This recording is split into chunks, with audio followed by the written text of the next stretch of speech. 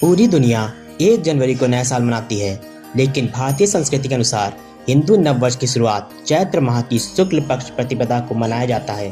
भारत में हजारों वर्षों से विक्रम संवत के आधार पर ही चैत्र मास की शुक्ल पक्ष प्रतिपदा को नववर्ष मनाया जाता रहा है। हिंदू नववर्ष पौराणिक और वैज्ञानिक दोनों पर आधारित है। हिंदू नववर्ष की शुरुआत उज्जैन के महान चक्रवर्ती सम्राट विक्रमादित्य ने की थी। सम्राट विक्रमादित्य ने शकों को जब पराजित किया तो उस विजय पर वराहमिहिर की सहायता से सम्राट विक्रमादित्य ने इस संवत का आरंभ किया। विक्रमादित्य के नाम पर इस संवत का नाम विक्रम संवत पड़ा। जब विक्रमादित्य ने विक्रम संवत को लागू किया तब उन्होंने अपनी सारी प्रजा का कर माफ कर दिया था। बाद में इसी की नकल करके अन्य देश के राजाओं ने अपने अपने कैलेंडर शुरू किए। इस कैलेंडर की सबसे बड़ी विशेषता यह है कि यह वैज्ञानिक रूप से काल गणना पर आधारित है। इस कैलेंडर में जिन 12 महीनों का जिक्र किया गया है वह सभी राशियों के नाम पर हैं। इस कैलेंडर में भी 365 दिन होते हैं। ज्योतिष काल गणना के अनुसार इसके 27 प्रकार के नक्षत्रों का वर्णन है। एक नक्षत्र महीने में दिनों की संख्या 27 ही मानी गई है। वहीं 10 दिन चंद्र वर्ष का भाग है जिसे अधिमास कहा जाता है। वहीं कई लोगों के मन में यह सवाल भी आता है कि चैत्र मास का महीना तो होली के अगले दिन ही शुरू हो जाता है, तो नव वर्ष 15 दिन बाद क्यों मनाया जाता है? दरअसल इसके वैज्ञानिक और पौराणिक दोनों कारण हैं। ब्रह्म पुराण के अनुसार चैत्र शुक्ल प्रतिपदा को ही ब्रह्मा जी ने सृष्टि का निर्माण किया था।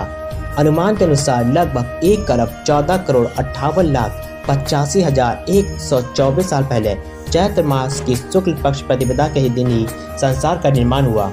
वहीं चैत्र मास की शुक्ल पक्ष प्रतिपदा के दिन ही जगत जननी माँ दुर्गा प्रकट हुई थी। इसी कारण इस दिन से नवरात्रि की भी शुरुआत होती है। वहीं चैत्र महीने में ही भगवान विष्णु ने भगवान श्री राम के रूप में सांप का अवतार लिया था। वहीं चैत्र मास की शुक्ल पक्ष को ही भगवान श्री राम ने बाली का वध किया था। इसके अलावा इसी दिन उज्जैन सम्राट विक्रमादित्य का भी जन्म हुआ था, जो आगे चलकर भारत के सबसे महान सम्राट कहलाए और विक्रम संवत की स्थापना की। चैत्र महीने में नववर्ष मनाए जाने का एक कारण यह है कि महीना प्रकृति दृष्टि से भी बहुत महत्वपूर्ण होता है। इस समय पेड़ों पर लताएं और फूल खिलने लगते हैं। इस महीने में सुबह के समय का मौसम भी बहुत अच्छा होता है। हिंदू धर्म में चांद और सूरज को भी देवता की तरह पूजा जाता है। चैत्र महीने में ही चंद्रमा की कला का प्रथम दिन होता है। इस कारण भी इस दिन नव वर्ष के लिए एकदम उपयुक्त माना गया है। हिंदू कैलेंडर के अनुसार नव वर्ष के साथ वसंत ऋतु का भी आरंभ हो जाता है, जो उल्लास, उमंग, खुशी और चारों तरफ पुष्पों की सुगंध से भरा होता है। साथ ही इसी महीने से किसानों की फसल पकना शुरू हो जाती है, यानी साल की शुरुआत में देश के किसानों को उनकी मेहनत का फल मिलने का समय होता है। वहीं नव वर्ष के पहले दिन नक्षत्र शुभ स्थिति में होते हैं। आसान भाषा में समझे तो इस दिन किसी भी कार्य को प्रारंभ करने के लिए यह शुभ मुहूर्त होता है। वहीं चैत्र महीने में ही धरती का एक चक्र पूरा होता है। धरती के अपनी धुरी पर घूमने और सूर्य का एक चक्कर लगाने के बाद जब दूसरा चक्र प्रारंभ होता है, असल में वही नव वर्ष होता है और यह घटना भी चैत्र मास में ही होती है, न कि जनवरी में। अंग्रेजी कैलेंडर के अनुसार रात 12 बजे नववर्ष मान लिया जाता है, जो कि वैज्ञानिक नहीं है, क्योंकि दिन और रात मिलाकर ही एक दिवस पूर्ण होता है। सूर्यास्त को दिन और रात का संधि काल माना जाता है। वहीं भारतीय कैलेंडर के अनुसार नववर्ष सूर्योदय से आरंभ होता है। भारतीय नववर्ष देश के कई राज्यों में विभिन्न नामों से मनाया जाता है। भारत कई संस्कृतियों और परंपराओं का देश है और यही बात इसके त्योहारों और रीति रिवाजों पर भी लागू होती है। इसी तरह हिंदू नववर्ष विभिन्न राज्यों में मनाया जाता है, पर थोड़े रीति रिवाज भिन्न होते हैं। महाराष्ट्र में इसे गुड़ी पड़वा के नाम से जाना जाता है।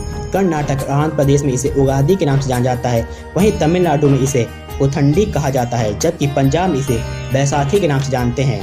वहीं जहां अंग्रेजी कैलेंडर में अभी 2024 चल रहा है, वहीं विक्रम संवत में हम 2081 में प्रवेश कर रहे हैं, क्योंकि भारतीय कैलेंडर अंग्रेजी कैलेंडर से 57 वर्ष आगे है। आज भले ही दुनिया भर में अंग्रेजी कैलेंडर का प्रचलन हो गया हो, लेकिन फिर भी हमारे भारतीय कैलेंडर की महत्वता कम नहीं हुई है। भारत में आज भी किसी भी त्योहार, व्रत, महापुरुषों की जयंती, पुण्यतिथि, विवाह, अन्य शुभ काम भारतीय कैलेंडर से होते हैं। अतः हम सब भी भारतीयों को अपना नववर्ष धूमधाम से मनाना चाहिए। आज की वीडियो में इतना ही। जल्द मिलेंगे किसी नए वीडियो के साथ। तब तक के लिए जय हिंद।